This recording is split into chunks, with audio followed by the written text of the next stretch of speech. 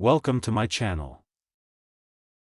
How to log into 192.168.2.1 router admin panel. Step 1. Connect to your router. Make sure your computer, laptop, or smartphone is connected to your router. You can use either the Wi-Fi network or an Ethernet cable. A stable connection is important before accessing the router settings. Step 2. Open a web browser. Launch your preferred web browser, such as Google Chrome, Microsoft Edge, Firefox, or Safari. Close unnecessary tabs so the router login page loads faster.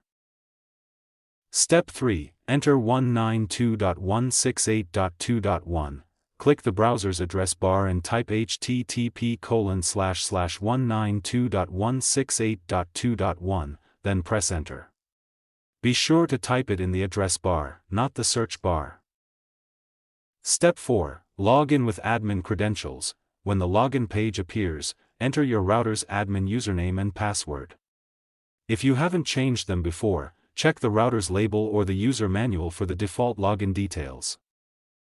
Step 5. Reset the password if needed. If you've forgotten the admin password, you may need to reset the router. Press and hold the reset button for about 10 to 15 seconds until the router restarts. After the reset, you can use the default login credentials. Step 6. Access the router dashboard. After logging in successfully, you'll see the router's admin dashboard.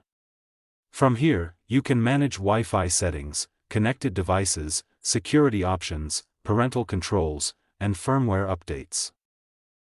Step 7. Update your Wi-Fi settings. To improve security, change your Wi-Fi network name, SSID, and create a strong password using a mix of uppercase letters, lowercase letters, numbers, and symbols. Save the changes when you're done. Step 8. Check for firmware updates. Navigate to the firmware update or system update section. Installing the latest firmware can improve performance, fix bugs, and protect your router from security vulnerabilities. Step 9. Troubleshoot login problems. If 192.168.2.1 doesn't open, restart your router and reconnect your device. Also verify that your router actually uses 192.168.2.1, as some models use 192.168.0.1 or 192.168.1.1 instead. Step 10. Log out after making changes. Once you've finished configuring your router, click Log Out to end the admin session. This helps keep your router settings secure, especially if you're using a shared computer.